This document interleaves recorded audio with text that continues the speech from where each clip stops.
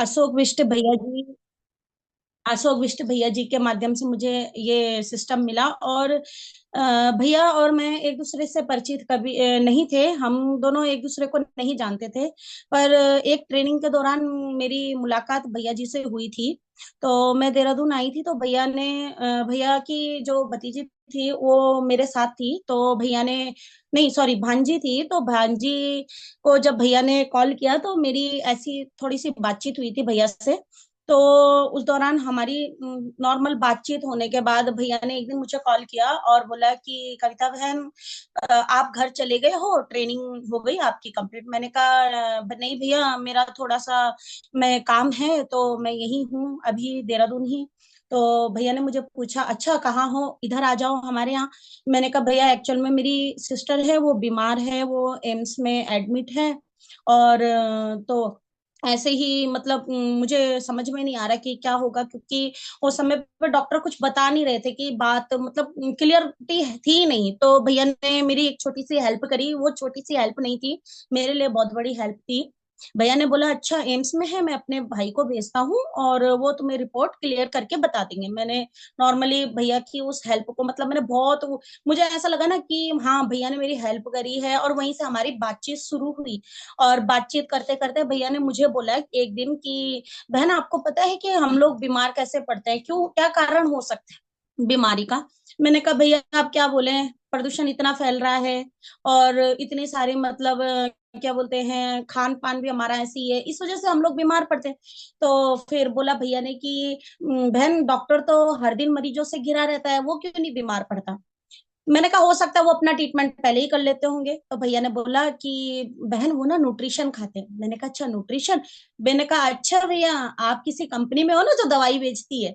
तो बोला अच्छा ये क्या होता है, पूछा भैया ने मुझे। तो मैंने कहा नहीं भैया आप ना मुझे बेवकूफ मत बनाओ, आप पक्का इसीलिए न्यूट्रिशन वगैरह बोल रहे हो?" तो बोला आप जानते हो न्यूट्रिशन के बारे में? मैंने कहा हाँ जानती हूँ ना, न्यूट्रिशन बहुत अच्छे होते हैं और हमें जरूरत भी है उनकी, लेनी चाहिए हमको। तो फिर भैया ने बोला कि आपको कैसे करके पता है? तो मैंने थोड़ा सा अपना जो मतलब जो मुझे नॉलेज था थोड़ा बहुत, वो मैंने भैया को शेयर किया। तो फिर उसके बाद भैया ने मुझे आरसीएम का प्लान बताया। भैया ने जब प्लान बताया तो मैंने कहा अरे भैया, मैंने कहा अच्छी बात है आप कर रहे हो, करो करो, बहुत अच्छा है, आप कर सकते हो। और जिनका चलता है चलता है, मैं नहीं कर सकती, मेरे बस का है भी नहीं ये करना।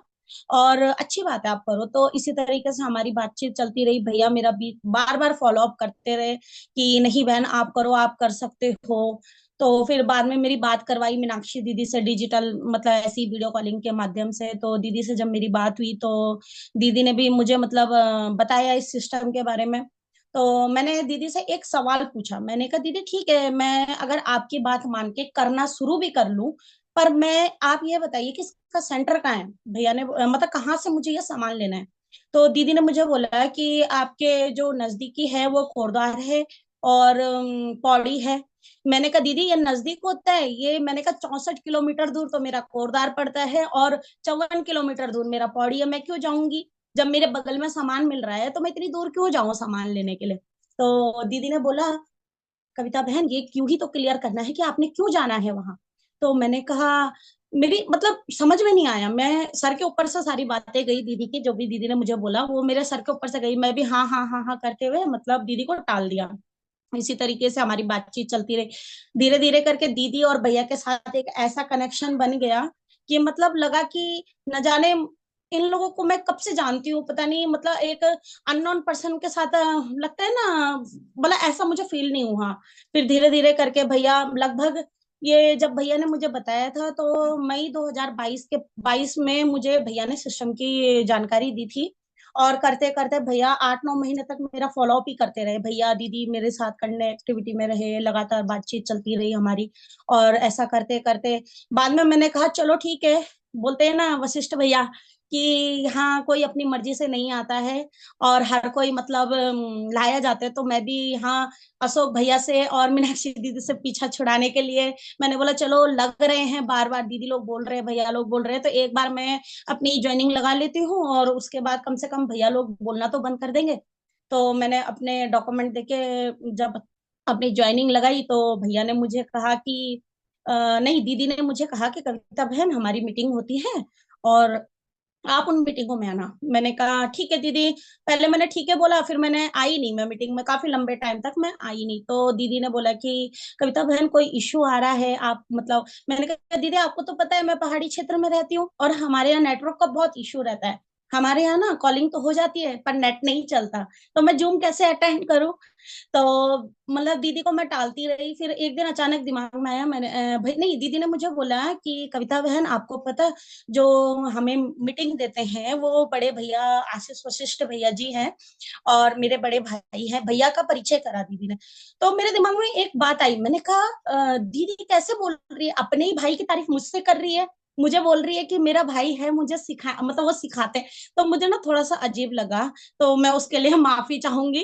और फिर ऐसे ही करते, तो मैं एक दिन मैंने कहा चलो दीदी लोग भैया लोग सभी बोल रहे, तो ये चलो मन रखने के लिए मैं अटेंड कर लिया। मेरा कोई ध्यान नहीं था, मैंने खाली मीटिंग ऑन करके मैंने ऐसे किनारे में रख के मैं टीवी देख रही थी है। और मैंने भैया की ना कुछ शब्द सुने मीटिंग में। भैया ने बोला कि आपको जो इस सिस्टम में लाया है, आप उसके पीछे लग जाइए कि मुझे कामयाब करो।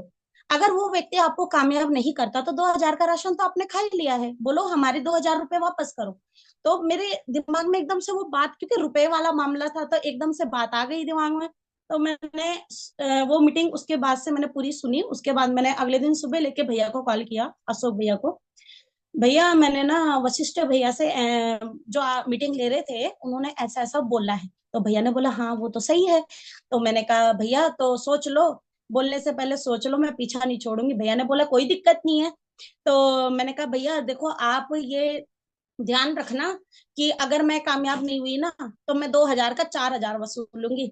भैया ने बोला ठीक है कोई दिक्कत नहीं, पर बहन मेरी भी एक शर्त है, जैसा मैं बोलूंगा वैसा करना पड़ेगा। क्योंकि मेरी अपलाइन इतनी मतलब वो थे कि उनको पता था, शायद हो सकता है कि मतलब भैया ने मुझे जो बोला। तो मैंने कहा ठीक है कोई दिक्कत नहीं है भैया, आप अगर आप रात को दिन और दिन को रात बोलोगे ना तो मैं वो बोलने को तैयार हूँ, पर रिजल्ट चाहिए मुझे। भैया ने बोला ठीक है कोई दिक्कत नहीं। फिर उसके बाद मैं सेंटर में गई। भैया ने मुझे बताया था कि कविता बहन ये मिलता है वो मिलता है। अब मैं जब सेंटर में गई वहां मुझे कुछ सामान ही नहीं मिला। मुझे कपड़े लेने थे, मतलब बहुत सारी चीजें लेनी थी, वहां मुझे कुछ नहीं मिला। मेरे को इतना गुस्सा आया, मैंने फोन करके भैया को सबसे पहले बहुत ज्यादा मतलब खड़ी खोटी सुनाई। मैंने बोला भैया आपने तो ऐसे ही मतलब बेवकूफ बना दिया मुझे, ये सो आपने तो इतना बोला, यहाँ तो कुछ नहीं है, और तो और रहा ग्रोसरी आइटम भी पूरा नहीं है। भैया ने बोला बोल तुझे क्या चाहिए। मैंने कहा, मैंने भैया को लिस्ट थमा दी बड़ी सी। मैंने कहा ये सामान चाहिए। मैंने कहा कैसे पहुंचाओगे, आप तो देहरादून बैठे हो। बोला पहुंचाने की मेरी है ना, तो सामान की लिस्ट भेजो। मैंने दी भैया को लिस्ट, भैया ने मुझे सामान पहुंचाया। तो उस दिन जब मैं सामान के लिए सेंटर गई थी तो थोड़ा बहुत सामान में लेके आई।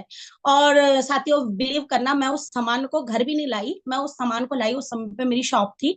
मैं उस सारे सामान को उठा के 2,200 का सामान मैं दुकान में रख के आ गई। मैंने दुकान में रखी और दुकान से मैं मैंने वहां पे लोग आए तो मैंने कुछ नहीं, मैंने उनको ये नहीं बोला कि आरसीएम का प्रोडक्ट है, कुछ नहीं बताया। मैंने सीधा मतलब जैसे कोई आया कस्टमर तो उनको मैंने सीधा सेल आउट कर दिया। तो वो 2,200 का सामान 4 ही दिन में सेल आउट हो गया। मेरे को इतनी खुशी हुई, मैंने कहा अरे वाह ये सामान तो बिकता भी है और रिजनेबल प्राइस भी है। उसके बाद फिर मैंने अपने हस्बैंड की आईडी लगाई, हस्बैंड की आईडी लगाई तो उसमें भी मतलब वो सामान भी मेरा एकदम से सेल आउट हो गया। तो मेरे को जब मैंने भैया को बताया, मैंने कहा भैया, मैंने कहा ये तो बहुत बढ़िया है, मैंने कहा सामान तो बिक रहा है। क्योंकि दुकानदारी में क्या होता है, हर व्यक्ति इंस्टेंट रिजल्ट चाहता है, बोलता है ना कि मतलब दुकानदार की ये सोच होती है कि सामान बिके और पैसा आए, सामान बिके और पैसा आए, ऐसा चलता रहे। तो मेरे माइंड भी मतलब उसी टाइप का चल रहा था माइंड में उस समय। उसके बाद मेरे हस्बैंड का देहरादून जाना था, तो मैंने भैया ने मुझे डिस्प्ले वॉल का सजेशन दिया, तो मैंने डिस्प्ले वॉल का 10,000 का सामान लिया। और जब डिस्प्ले वॉल का सामान आया उसके बाद मैंने आरसीएम के प्रोडक्ट यूज किए। तो मैंने जब आरसीएम का प्रोडक्ट यूज किया, मुझे तेल अच्छा लगा, काफी सारी चीजें जो थी मुझे बहुत अच्छी लगी। तो फिर मैंने भैया को बोला, मैंने कहा भैया, मैंने कहा ये प्रोडक्ट इसके बहुत अच्छे हैं। तो ऐसे ही करते, भैया भैया ने बोला तो बहन मतलब करते हैं ना इसमें काम। मैंने कहा ठीक है भैया बताओ। तो मेरी मीटिंग कराई गई थी, वशिष्ठ भैया जी थे, और भैया जी ने मुझे गाइडेंस दिया कि आगे कैसे करना है। मैठानी भैया, मीनाक्षी दीदी, सभी लोगों ने मतलब मुझे बताया। तो मैठानी भैया और मीनाक्षी दीदी बार बार बोलते रहे कि कविता बहन लिस्ट बनाओ। क्योंकि जैसे कि शुरुआत में सभी को बोला जाता है कि सपनों की लिस्ट और प्रोस्पेक्ट की लिस्ट बनाइए। तो मुझे भी कहा गया था कि आप लिस्ट बनाइए। तो मैंने बोला दीदी लिस्ट क्या बनानी, लिस्ट तो मेरे फोन में है ना, कांटेक्ट लिस्ट है मेरे फोन में, मैं कर लूंगी। तो मतलब काफी लंबे टाइम तक मैंने लिस्ट ही नहीं बनाई। फिर दीदी ने बोला सपनों की लिस्ट बनाओ कविता बहन, तो मैंने कहा सपने, क्योंकि आज तक कभी किसी ने बोला ही नहीं था कि सपनों की लिस्ट बनती है। आज तक मतलब ये हर किसी ने बोला ना कि बड़े बड़े सपने मत देखो, तो माइंड में यही था कि सपनों की लिस्ट, अरे ये क्या बोल रहे हैं, सपनों की लिस्ट बनानी है, ये कैसा है, मतलब नहीं आया माइंड में है। तो उसके बाद मैंने जब भैया लोग दीदी लोग लगे रहे, तो मैंने एक दिन बैठ के लगभग 100 लोगों की लिस्ट बना के मैठानी भैया को थमा दी। और थमाने के बाद मैंने सोचा कि लिस्ट मैंने भैया को दे दी और अब भैया लगे रहेंगे और हो गया मेरा काम खत्म। पर कुछ टाइम के बाद क्या हुआ कि मैंने कॉल किया भैया को, मैठानी भैया को, मैंने कहा भैया जी मैंने ना आपको लोगों की लिस्ट दी थी, तो लोग तो ज्वाइन हुए ही नहीं है। तो भैया ने बड़े प्यार से बोला कविता बहन किसकी लिस्ट थी, मैंने कहा भैया मेरी थी ना। तो बोल लोगों को कौन जानता है, मैंने कहा मैं जानती हूँ। तो बोला बात कौन करेगा, मैं चुप हो गई। मैंने कहा भैया ने कितने प्यार से मुझे मतलब मेरी ही बात को मेरे को ही समझा दिया। तो मतलब मेरे को रियलाइज हुआ, मैंने कहा बात तो सही है, जब लोग मुझे जानते हैं, मेरे लोग हैं, तो मुझे मतलब मुझे ही तो स्टार्ट करना है।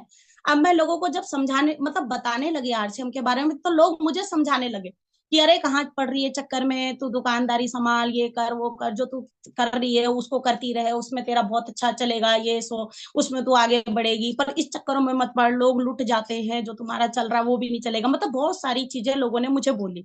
फिर मेरे माइंड में मतलब मैं एक टाइम पे ऐसे हो बिल्कुल मतलब ये आया कि कहीं मैं गलत तो नहीं कर रही हूँ, कहीं मैं मतलब गलती तो नहीं कर दी मैंने।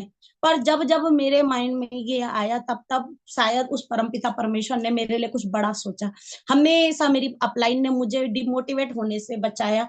और मेरी अपलाइन ने हमेशा, बोलते हैं ना माता पिता को पता होता है कि मेरे बच्चे को कब किस चीज की जरूरत है, इसी तरीके से मेरी अपलाइन को भी पता था कि मेरे को कब किस चीज की जरूरत है। मेरी अपलाइन ने प्रॉपर फॉलो अप रखा, प्रॉपर मेरे साथ मतलब भैया और दीदी, दीदी का तो मैं दिल से जितना भी ज्यादा धन्यवाद करूँ ना उतना कम है। दीदी ने तो मतलब मैं बोलती हूँ ना, दीदी का जब भी मेरे को मतलब ऐसा लगा ना कि मैं नहीं कर पाऊंगी, तो दीदी का सिर्फ एक जवाब रहता था, मैं हूं ना तेरे साथ, घबरा क्यों रही है।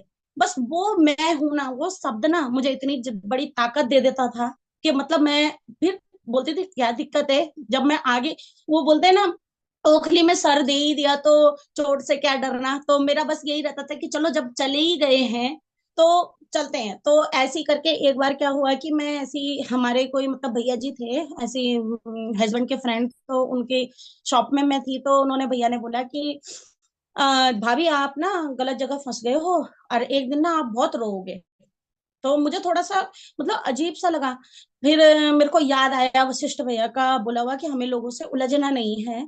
तो मैंने उनको जवाब दिया, मैंने मैंने बड़े प्यार से भैया का हाथ पकड़ा और हेलो करते हुए बोला भैया बहुत बहुत धन्यवाद, और आप इसी तरीके से भैया मतलब हमको वो करते रहिए। कम से कम मेरे को इससे ना मोटिवेशन मिलता है कि कम से कम मेरे को अपने लिए तो करना ही है, पर आप लोगों को गलत साबित भी मैं कर सकूं कि हाँ मैं कुछ करके दिखा सकती हूँ। तो मतलब भैया की वो बात मुझे ना मेरे माइंड में बैठी कि नहीं यार मैं भी कर सकती हूँ। मैंने भैया भैया जब भी बोलते थे वशिष्ठ भैया और अशोक भैया, अशोक भैया को मैं काफी सारी चीजें जैसे मतलब अपनी प्रॉब्लम्स बताती थी कि भैया ऐसा है, भैया मैंने तो कर लिया, मैं तो जुड़ गई, पर इतनी दूर कौन लोग जुड़ेंगे, मेरी तो बाहर मतलब कहीं लिस्ट है ही नहीं, मैं लोकल की रहने वाली हूँ। इस तरीके के बहुत सारे चैलेंज मेरे साथ शुरुआत में थे। तो भैया ने बोला कोई बात नहीं कविता बहन, कुछ लोग तो होंगे जो आपके बाहर के होंगे, कुछ लिस्ट तो होगी आपके बाहर की। तो मतलब शुरुआत में काफी चीजों को फेस करते हुए धीरे धीरे करके अपलाइन के सहयोग से मैंने शुरुआत करी।